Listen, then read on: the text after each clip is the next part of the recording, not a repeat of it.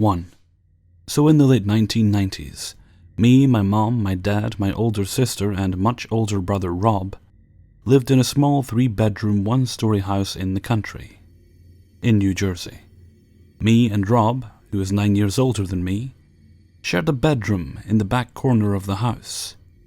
Whenever Rob was alone in the bedroom, however, and this was quite often, as I slept in my parents' room until I was 9 due to being afraid of the dark, he would try communicating with what I refer to as Wicca guardian spirits, using things such as rune stones, tarot cards, Ouija boards, daggers, robes, and more. Funny side story, he was once arrested for having all this shit in the car when he got a speeding ticket. He even claimed to channel some shit known as a ley line, whatever that is.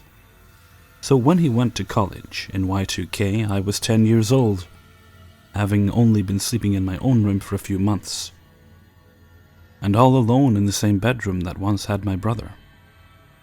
One night, when my dad was passed out snoring in his room, my mom was in the living room on the other side of the house, ready to go to work the midnight shift, and my sister was out at a friend's house for the night. I went to bed, on my mother's instructions, at around 9:30 p.m. It was a school night, I think, when at around 9:45, before I fell asleep, my door, which was closed all the way and required turning the knob to open, unexpectedly, yet slowly, opened on its own, about a foot wide, and a young woman's face, younger than my mom, said good night. And then, as slowly as it opened, the door shut the same way as it had been before. When I asked everyone, the next morning my mom said she was pulling out of the driveway at the time, as she wanted to hit up a 24-hour store before work. My dad was snoring and neither my brother or sister were home. But when talking to my brother on the phone, he said he had asked his main guardian spirit, who has a name that only my brother can remember, to check on me. Is this who I heard? But my story does not end here. Later, when I was 14, my mom and I were doing some spring cleaning in the same 3 bedrooms before my dad came home from work one day. And as we finished each bedroom, we closed the door to it. My mom had just got done cleaning her and my dad's room, and around the same time I just got done shoving all my stuff into my closet and under my bed, or cleaning my room, and then decided to work on what used to be my sister's room but at the time turned into an office. When we walked into the room, the first thing that caught our attention was that an old lamp that had been hung from a hook on the wall for as long as I could remember was swinging back and forth and not slowing down. So, being a bit confused, I grabbed it to make it stop. And when I did, just like a horror movie jump scare, we heard a loud, chaotic bang come from the 2 rooms we had just gotten done with. So when we were done panicking, my mom opened the door to her room first and screamed. The whole room had been destroyed. Bed sheets were everywhere. A CRT TV that was on a dresser was face down on the floor, not broken. The windows that had been shut were wide open. The curtains that draped to the floor were pulled through the open windows. The knickknacks on my dad's dresser were scrambled about. The queen-sized mattress was upside down and slid off the foot of the bed. And finally, a painting that was above the head of the bed was spun around and face up on the mattress in such a way that it could not have simply fallen. So while my mom was having a panic attack in her room, I opened my door to find that all the stuff that was stuffed into my closet and under my bed was now back to being all over the place again, but overall my room was not nearly as bad. So only having about an hour left before my dad came home, my mom did what she could, but ultimately my dad didn't believe our story and got mad at us for not cleaning. So after that, not much else happened except the occasional knick-knack being thrown at us from across the room by the spirit. I no longer live in that house, and as far as I know, nothing from the house has followed me or my mom. And I, for one, am grateful for that. 2. This happened about 10 years ago. I used to live in a house with my parents that we converted to an upstairs and downstairs apartment type of deal. I worked nights and was a very light sleeper. I could even tell who was coming in the door downstairs just by the sound of the door closing, even when I was in a deep sleep. I have two sisters that were not living with us at the time. They had both moved out and had families of their own. My oldest sister had two sons who were as big as full-grown adults when they were in grade school. My younger sister also had two boys. Her oldest son is severely handicapped. He can't talk and can barely walk anymore, but he was able to climb the stairs at the time of this story. Her youngest son was a newborn. One morning I had came home from work and nobody was at home downstairs at all. This was nothing new, so I just fixed some breakfast, went upstairs to my apartment and watched some television. After working a 12-hour shift, I was tired, so I went to bed and fell asleep pretty quickly. I had been asleep for about 2 hours when I heard someone messing around at the bottom of my stairs. I didn't think much of it and chalked it up to my mom coming home from her job for a bit. After a few minutes, I was sound asleep again. I slept good for what seemed like another hour when I heard someone running up my stairs. It sounded like a little kid does when they run up the stairs a little too loudly. The only kid that age that I could think of was my youngest sister's boy, who was not able to run like that up the stairs at all. I was still tired and decided to ignore it.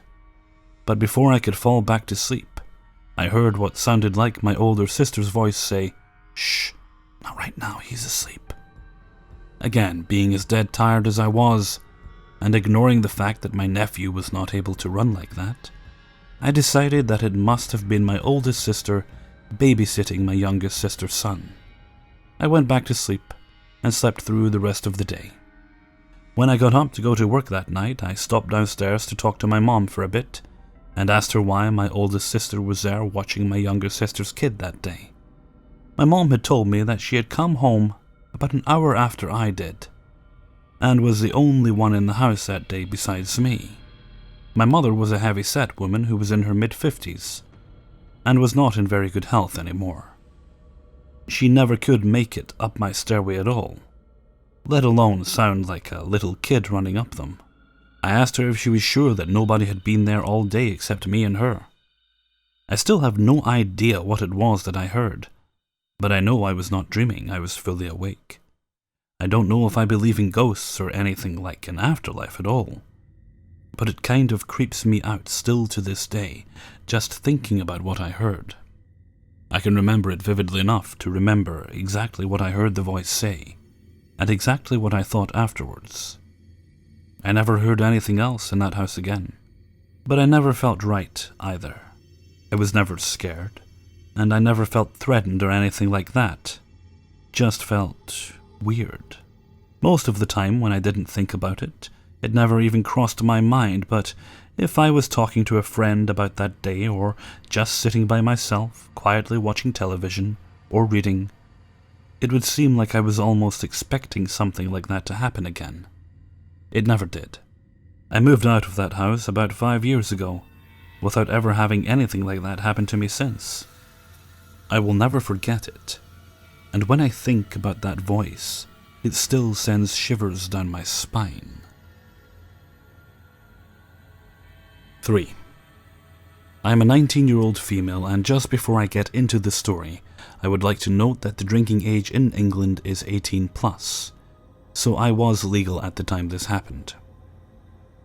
I am a fan of alcohol, as many people my age are.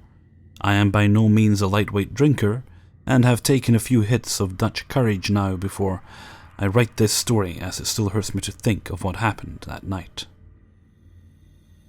To start with, I went to meet my friends in the city closest to my home. I had no plans to stay out as late as I did, and dressed in general clothing such as a hoodie, jeans, and trainers. I met my friends in the heart of the city, and we ended up in a few fun bars before I said to my friends that I was at my limit and needed to go home now since I had plans the next day anyway. It was around 2:30 a.m. and I got on the bus by myself and headed home. I and everyone else on the bus noticed a pair of Pakistani lads kicking off and making a scene at the back of the bus. It being nothing to do with me, I ignored them and waited till we pulled up at my stop. Before I got off, the few guys who had been making a scene were now stood at the front talking to the driver, and I could clearly hear them asking where a certain supermarket was, far away from where we stopped. Sorry for the lack of details, but I am trying not to give away too much. I listened and heard that this was not their stop, so I walked through them and jumped off the bus, and they jumped off too. Now this was strange, and I noticed straight away, since the shop they had been asking for was literally miles away.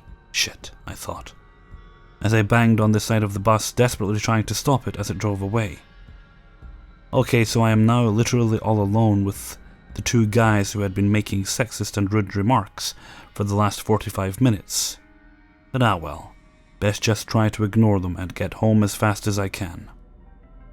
Well, that didn't work at all. I took 2 steps forward, and one of the men, a skinny, rat-faced man, grabbed me by the shoulder and a bag and said to his friend, "I'll just have this one then." I swung around to face them, and disgusted, I backed away from the man, telling him not to touch me. As I backed away, one of the men jogged around the back of me and told me to chill out, and that his friend was only joking. I tried to edge closer to the middle of the road, even though there was no one around, since I thought even if they did grab me, it would be in the open and harder for them to drag me into an alleyway and do whatever it was they wanted me for. As I backed away, one of the men asked me where the 24-hour supermarket was, and if I just got into a taxi with them, they would give me a load of money and drop me off wherever I wanted, and he proceeded to fan out a large handful of money. I shook my head and told them I needed to get home and my boyfriend is waiting for me. They continued to follow me, and the skinny one kept grabbing me by the shoulder and trying to walk me towards taxi rank. I had my phone in my pocket, but I couldn't call the police and tell them I was being harassed, since I did think they would have attacked and beaten me if I tried to call for help, since they had no problem grabbing and pushing me. Just as I was summing up if I should run for it or wait for the next bus, a guy around my age came out of the pub across the street, and I ran at him and said, "Hey, I didn't know you were here tonight," greeting him like an old friend, as I had been told to ask people for help if you need it, as there is safety in numbers. And then quietly said to the man, "Can I please stand with you for a few minutes? These guys are following me." At this, my rather drunk hero shouted to my stalkers in a slurred voice, "What the fuck you following her for?" I was horrified, but it was probably the best thing the guy could have done in that situation, as it probably scared them, and the stalkers just ran off down the street and into the darkness like cockroaches. I was very lucky. This guy was a really nice guy who was happy to scare off my stalkers and walk me halfway home and chat to me, calming me down while I called my boyfriend and got him to come meet me. But the worst is not over yet. I think what upset me a lot more than being pushed, grabbed and sexually taunted by a group of men was after posting the details of my attack on Facebook the next day, all of my friends told me I should report it to the police. I called the non-emergency line and told the policewoman on the line what had happened. She told me it was my fault. She told me I shouldn't have been out alone at night and that I should have had my mum pick me up from the city. She questioned and questioned what I was doing out at night, and that it was my fault I was attacked. I was legal age to drink, although I was not drunk. I was not doing anything illegal getting the bus home at night. It was not wrong of me to walk home. It was wrong for a woman to be grabbed and taunted and touched, when I told my attackers not to touch me, and yet I was told it was my fault. I was told my mum should have picked me up from town because I am a girl, even though I work 2 jobs and rent my own house. I was brought to tears on the phone by a policewoman who was meant to help protect me, but instead told me I was to blame. By the way, I did say this to the policewoman who told me not to be dramatic, and that someone would call in the evening to get a full report.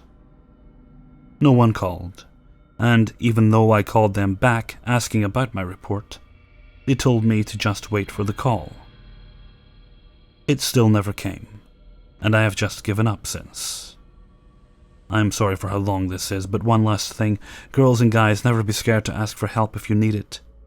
I had to swallow my pride that night, asking for help, and it probably saved my life. And being attacked is not your fault, no matter what you look like or what you're wearing. I thought that kind of thing doesn't happen to people like me, looking rained on in my baggy clothes, but that night I learned it literally can happen to anyone. Keep safe, people. Oh, and mystery man who saved me, let's meet again. I owe you a drink. 4. I'm the oldest of my mother's 3 girls. My parents divorced when I was 4. My mom being a divorced and alone mom at a time when it still really wasn't the thing to be, was not a doting mother. She left me in charge a lot. And considering the few creeper sitters she'd chosen in the past, I was fine with being held responsible for myself and my sisters. Most of the time. I remember starting 7th grade in 1978, at the age of 11. My birthday is in November. I was born in '66. I turned 12 after the start of the school year.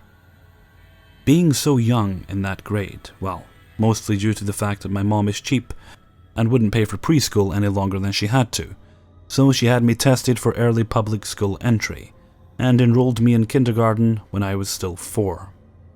While all my classmates were 5. As the oldest, I was babysitter, chore doer, investigator, and all-round gopher.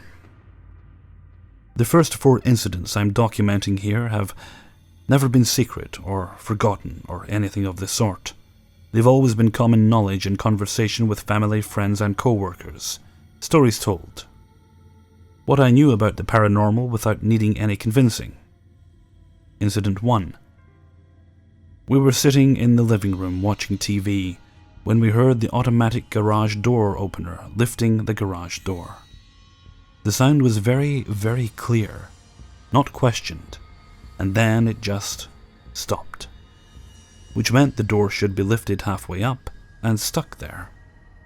My mom and I looked at each other because, well, my mom was home, her car was home in the garage, and the garage door opener attached to the car's visor. I, being the oldest, went into the garage to see who might be letting themselves into our garage, and how they were managing it. I found nothing. The door hadn't gone up or down. My mom's car was still there, everything was still. No movement, no sign of any movement, just the sound. We all just sort of looked at each other. None of us knew what to make of it. But there was nothing to be done, so we left it. Incident 2. On another quiet night at home watching TV, we heard what sounded like someone walking on trash bags, or a plastic drop cloth, on the floor of the garage. Crunch, crinkle, crunch. I knew I had cleaned that garage from top to bottom, and that there was nothing on the floor in there. But I again went to check it out. The garage was clean and clear. There was nothing on the floor, and certainly not a bunch of plastic. And there wasn't anyone in there to walk on any plastic anyway. Again, there was just the sound, the noise, and again, there was nothing to be done. So we all just sort of looked at each other and left it alone. Incident 3. The next bit of weirdness happened in the middle of the night. One night that fall. Our house was a split-level ranch home with 3 bedrooms on the upper floor, living room, dining area, and kitchen on the main floor, garage on the entry-level floor, and a rec room with a bedroom and bathroom on the lowest floor. I was sleeping downstairs in the rec room bedroom, at the bottom of one end of the house. Mom was sleeping in her bedroom at the top of the opposite end of the house, and Mom and I both woke to the sound of something hissing or breathing in the air vents. To me, it just sounded like an extremely long exhale. To my mom, it sounded like an animal taking its last breath. Now, I have no idea how the hell my mom knows what it sounds like when an animal takes its last breath, but those were her words exactly. The next day, Mom hired someone to check and clear the vents. If they found anything, she never did tell me. Incident 4. What's always stood out in my mind as the capper that convinced us all is the glass dining table breaking, and my mom deciding to have our house blessed, which means this was totally a big deal and not just me. Now, after telling my mom I was going to write about this and getting more of the details from her, I realized there was much more to the story. I'll start with what I remembered, and then I will fill in what my mom remembered. I remember having just turned 12, and my mom allowing 2 girls from school to sleep over. She let me, my younger sister, and my 2 friends sleep on the pull-out hide-a-bed in the living room. What stands out the most was being woken from a dead sleep, sitting up with a start, and wondering what the hell just happened. My mom came running down the stairs yelling, "What was that?" My friends and my sister woke up slowly, and we all got out of the bed and traveled to the dining room to see what happened. I remember all of us just staring down at the floor with looks of awe and bewilderment on our faces. We had this dining room table, about 5 feet long and inch-thick tempered glass. The glass so thick it looked green. I'm sure you know the type.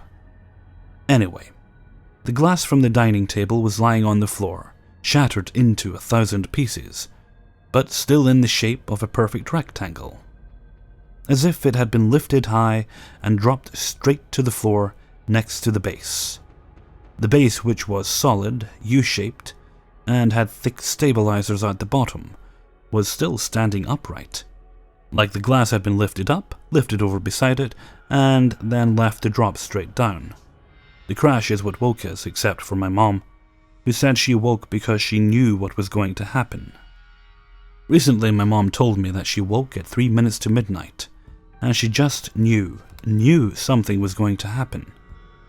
Before it even happened, she said she was sitting up in bed, saying, "Oh no," to herself. And then she heard it and ran down the stairs past us in the living room to where the glass was.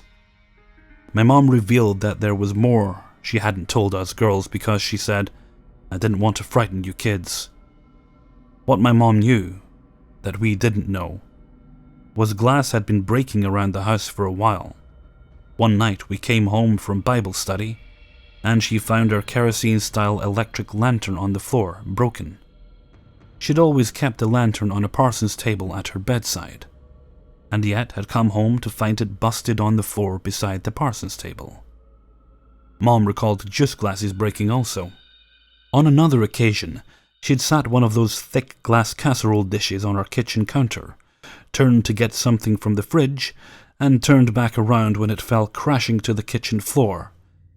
In my mom's words, "If I had sat it on the edge, it would have fallen right away, not just crashed to the floor minutes later." While preparing to write about our experiences, I called my mom to see if she had taken any pictures of the broken table, if she applied for a claim from the homeowner's insurance. My mom called me back and said no, I didn't take any pictures. I didn't have a cell phone back in the day. She didn't think to try to pursue our homeowner's insurance for a replacement, but she did complain to the furniture store manufacturer. They came out, addressed it, and said the table wasn't faulty. They said, well, a dog or something must have hit it. My mom was adamant with them, and kind of smart-ass about it. She told them, "I don't have any dogs or cats or little bad boys running around. Unless the guami in the fish tank climbed out of the fish tank and pushed it off, then no, there was something wrong with it." My mom said, "I decided something was happening. Also, around the time all this glass was breaking, Mom was dating this weird Polynesian Haitian African weirdo. There's always a weirdo involved with single moms, right? Well, Mom was dating this guy, John, and John used to try to convince us that he could manipulate objects without touching them with his mind. In our living room, over the stairs, we had this painting. A portrait John claimed he could stare at the painting, and if we stared at it with him, he could make the water in the painting move, and make the painting cry, and the water come off the canvas. Also in the living room, we had another glass table, a coffee table of the same thickness as the one that was in the dining room, and John claimed he could levitate it. Initially, we thought of his antics akin to parlor tricks or magic games for kids. We never actually saw him do anything even remotely cool. One night, when Mom was walking him to the door, she heard the sound of wings flapping, almost like the sound of someone rapidly balling up one of those bags from the dry cleaners, like rushing wings. The sound coming from the finished rec room where I was sleeping at the time. She immediately rushed him out of her house, told him he needed to leave. She woke us kids and hurried us into the car and called my aunt and told her we were coming over. She would only say, "We're not staying in this house." To this day, neither my mom nor I have ruled out the possibility that this man brought a demon into our house. Another thing Mom disclosed was that she had made an appointment with her doctor, as she thought she might be having a nervous breakdown. She told the doctor about the goings-on in our house. He told my mom he didn't know what was happening, but he thought he knew why. He asked my mom if she'd ever read The Amityville Horror, a book he hadn't read but his wife had read and told him about. Yeah, I'm amazed the doctor would go there too. It was a different day and age because, undoubtedly, if this had happened today, she'd have been prescribed some sort of antipsychotic medication. Out of the blue, right after her doctor visit, my mom gets a call from a pastor friend who goes by the name of Chevy. He'd had some sort of clairvoyance, gut instinct to call my mom. "Treva, is everything all right? Is something wrong?" he asked her. Mom broke then, told him everything. He promised that next time he was in town, he would come bless the house with holy water. All my 12-year-old brain was thinking is, if there's such a thing as holy water, shouldn't all water be holy? And shouldn't we all be using it for everything and, drinking holy water all the time? Mom must have ignored that because I can't recall her giving me any cheeky answer to that one. Mom explained that following Chevy's directions, she boiled tap water on the stove, he prayed over it and blessed it, then walked from room to room, blessing each and every wall of the house with holy water and prayers. We never had any problems with the home after that. And Mom kept that house for another 20+ years. So I grew up knowing the paranormal exists. It's real. It doesn't have to plague you forever, and good can overcome evil. 5. Over the years I've had several paranormal experiences, but the two experiences I want to tell you about is the one that started them all and the one that ended them all. I was 5 years old at the time of the first experience, but I can still remember everything as if it just happened last night. For a long time after it happened, I thought it was a horrible dream. That sounds logical and I'd like to believe that, but I can't, and I don't. Deep down, I know that it wasn't a dream. Maybe if it had been the only experience, but it wasn't. That's where the last experience comes in. It was real. I wasn't dreaming. I was awake. It was real. So I must tell you my story. One night, when I was around the age of 5, my mom broke my bed. Yes, she literally broke it by sitting on it. No, she wasn't fat or anything. Just too heavy to be sitting on a toddler's little bed, while the toddler yours truly, jumped around. The bed didn't have a chance between my mother's weight and my energetic bouncing. I loved that bed, and I was sad when I realized that I could no longer sleep in my room until a new bed could be purchased for me. So I reluctantly agreed to sleep in the guest room. The guest room was at the end of the hall, but it was right next to the room my sister and I shared, so I wasn't scared to sleep in there. I slept on a couch that was parallel with the wall of my old bedroom. I used to knock on the wall at night, and my sister would knock from the other side. Sometimes we would whisper to each other before falling asleep. I was kind of proud to be sleeping in a room all by myself, and I slept in there for a solid week without anything happening. I remember the weather was sort of hot on the night of my first nightmarish experience.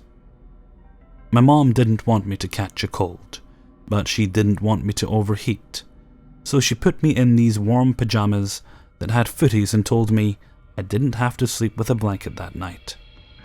I grabbed my favorite blue bunny and hopped up onto the couch and did my normal 5-year-old routine of talking to my bunny before bed. I always had trouble going to sleep right away, and tonight was no different. I stared out the window from the couch and tried to look out onto the street. Of course, there was nothing to see, but I remember the moon was particularly bright that night, and I was content to stare at the window and hope that something would happen. Then, something did happen. This is going to sound insane, but I kid you not. I saw something that made me smile at first. There was a bed in that guest room, and the footboard and the bed's post ended right after the window. So, it covered the window a bit, but you could still see out the window. Well, on top of the bedpost, which was a sort of ball-shaped brass sphere, something suddenly appeared. A broom. I'm being totally honest, it was a broom. It was a small animated broom and it was sweeping. If you've ever seen Fantasia, then you might know what I'm talking about. Only this broom had no color. It was just the silhouette, so it appeared black to me. But there it was, right on top of that bedpost, and it was sweeping. I wasn't afraid at all. I don't know why. Maybe because I was only 5, so I thought that it had come to visit me or something. Perhaps I wasn't frightened because it was only a tiny broom, and who is scared of a tiny broom? Certainly not a brave 5-year-old who was big enough to sleep in the guest room by herself. I remember almost feeling happy that it was there. Very odd, yes. But this was only the beginning. After watching the little sweeping broom for a long time, I saw something out of the corner of my eye to my right. When I turned my head, I saw this floating rug. It was very much like the flying carpet from Aladdin. It, like the little magic broom, did not have color. Yet, I knew what it was from its silhouette. It seemed to fly around the room in a playful manner, and although I thought it was funny like the broom, I didn't like it as much. The rug started flying in weird, jagged motions. Something felt off to me at this point. I remember looking back to the bedpost and seeing that the broom was now gone. Poof, vanished. When I turned to look at the rug, it was now gone. I remember wishing that I had decided to sleep with a blanket. I wanted to crawl under it and not see any more strange things. I went to grab my blue bunny, and that's when I discovered that I couldn't move. Not a muscle. I couldn't move my legs, arms, and I couldn't close my eyes. I started to scream, but then I found that I couldn't make any noise. I was frozen. That's when they started to appear. I don't know what they were, but I remember thinking that they must be monkeys. They were right next to the couch, and they were passing in front of it. They were black, hunched over figures, and there were so many of them. They would sort of lope in front of the couch and then disappear. I still think they looked like monkeys, from the way they moved and the way their hunched over bodies looked. But I don't know. All I know is that they terrified me. Imagine having hundreds of black monkeys walking by your couch and then disappearing into thin air right in front of you. It was awful because I couldn't move and I couldn't close my eyes. They just kept loping by, and I remember thinking one of them would turn its head and look at me and then maybe kill me. I could see myself sweating heavily, but I couldn't reach up to wipe the sweat from my brow. I just wanted everything to stop and let me go to sleep.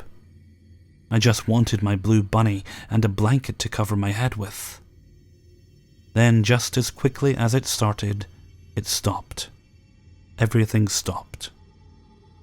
I could move my body now. I remember pushing myself back into the couch and sort of turning on my side.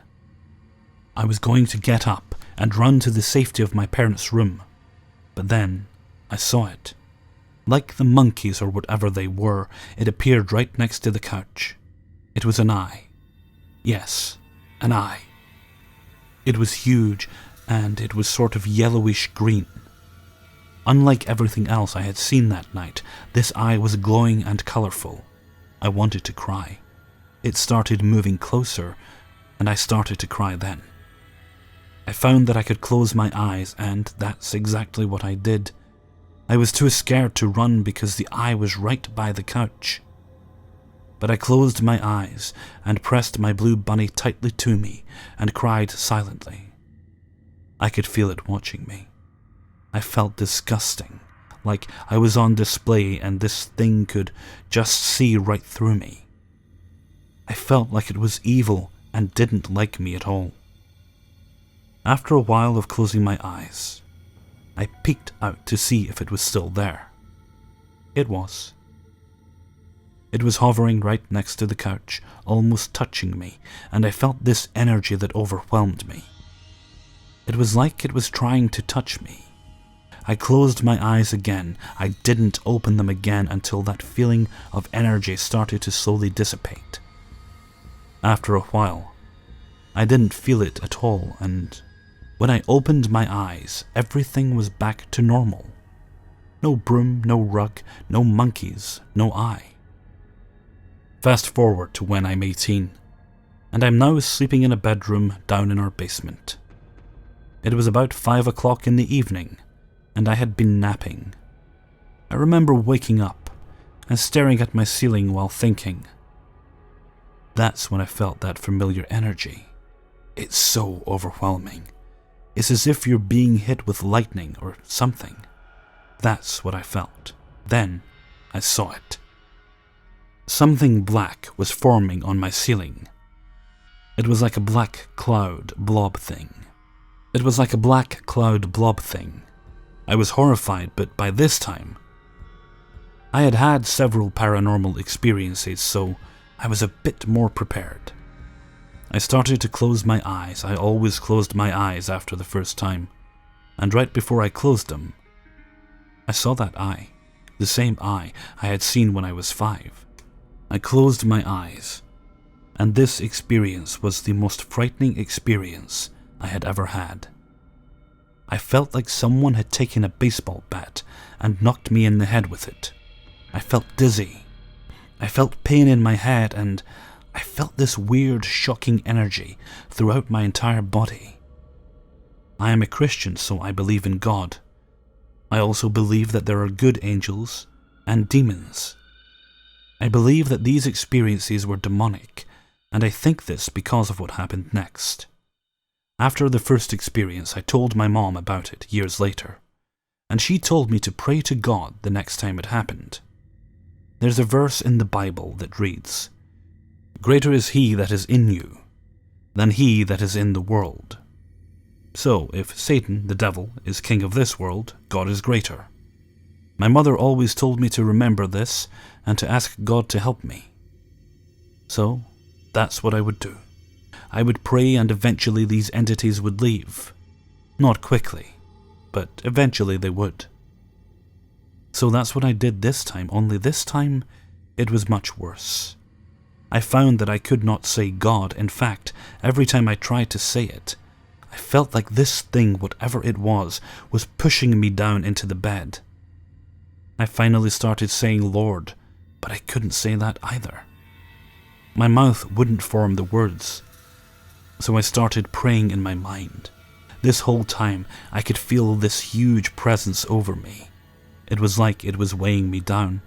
I could hear noises like wind and other noises I couldn't really identify. It was beyond scary. It was beyond the worst nightmare. And I was 100% awake. Suddenly I felt something on my forehead. Imagine someone who has a very sharp nail. They're poking your forehead very rapidly. That's what I felt. It hurt. I know this sounds crazy, but that's what happened. I finally got out some words, and I sounded like a stroke victim, but I was finally able to talk. I was trying to say, Lord, I can't fight this thing. I know you're more powerful than any demon that tries to scare me. Please help me. When it came out more like, Lord, and then a bunch of garble. But I kept on praying, and I didn't open my eyes. I felt like this thing was touching my forehead in an attempt to get me to open my eyes, but I don't obey demons. So my eyes remained shut the whole time. Finally, I could feel the energy and the presence leaving, and my speech slowly started to get clearer until I was able to talk properly, and it was all over. That was the last time that anything happened to me. So why did I see the same thing on two separate occasions that happened 13 years apart? No idea. Why did it all begin with an animated sweeping little broom? No idea. What I do know is this: my faith in God has only been strengthened by my experiences, so that's a good thing. But that doesn't mean I'm not glad I don't experience things like that anymore. Hey everyone, Hellfreezer here, and thank you very much for listening to 5 True Scary Subscriber Stories, Episode 18. Thank you very much to all the individuals who sent stories in to me, and if you have a story yourself, then please do click on the description below, and the address to send it to is right at the very bottom. That's the Google Mail, the Gmail address. But please don't send them to Facebook or anywhere like that. It's not as convenient for me reading them from there. Not really designed for long messages, Facebook. I also want to say thanks to those of you who have been pointing out all the new thieves that are showing up recently, stealing not only from myself, but from lots of other narrators as well. That's about as much as I'm going to say about that right now. I don't want to keep boring you guys with it. Okay, the Halloween video is shaping up quite nicely. A few details and things to finalise. I've got some subscriber stories in there as well, so that'll be quite nice. I'm going to try and get a glitch video done for Thursday, and obviously we'll have the big Halloween video on Friday, and if you're not too tuckered out from that, I'll try my hardest, but no promises about a TIFU on Friday. If not that, then I might just do 3 True Scary Stories. But there will of course be something up. Oh yes, I did mention I was going to be doing more fairy tales. I've recorded The Ugly Duckling, and it's quite a nice little story, that. Quite a fun little story too. I've got that recorded. I just need to edit the audio down, remove all the unfortunate loud breathing noises and lengthy pauses and so on. And when that's done, I'll pop that up as a bonus upload. I'm not going to, like I used to, like one day would have a fairy tale, the next day would have that. I'm going to try and keep doing the kind of videos I'm doing on weekdays, and weekends of course, but the other videos like the fairy tales, when I occasionally, if I do other things as well, they're going to be bonus videos. They'll just kind of show up randomly. So you can expect The Ugly Duckling at some point this week or maybe next week. Just be a matter of when I have time to do it, because I'm kind of swamped right now. I just recorded something for a collaboration with another YouTuber. Start to do collaborations again. I'm not sure if I should say who I'm working with yet, but I will let you guys know when it's up. And they'll send something over to me as well, so. It's been a while since I've done a collaboration like that. I've done a collaboration with another guy as well. It's already up on his channel, but I keep forgetting to mention it. I'll link you guys to that when I put together a video with something from him, because he sent me like 3 different things to choose from, so I'll use one of them and I'll put it up. Also, what else was I thinking? Oh yeah, I was considering doing subscriber fiction at some point, because I've got a few fictional stories sent in by subscribers, and I've got one that I'm certain is fiction, but I don't want to ask the person if it is in case I offend them. So that's going to be in the subscriber fiction video as well. Also, the guy that wrote the epic fart story for the TIFU, he's also written some nice pieces of fiction as well. So I'll be including at least one of his in there as well. So if you enjoy his writing style, you might enjoy his fictional work too. Okay, I'm going to shut up and stop yammering for now. So until next time, thank you very much for listening, and take very good care of yourself.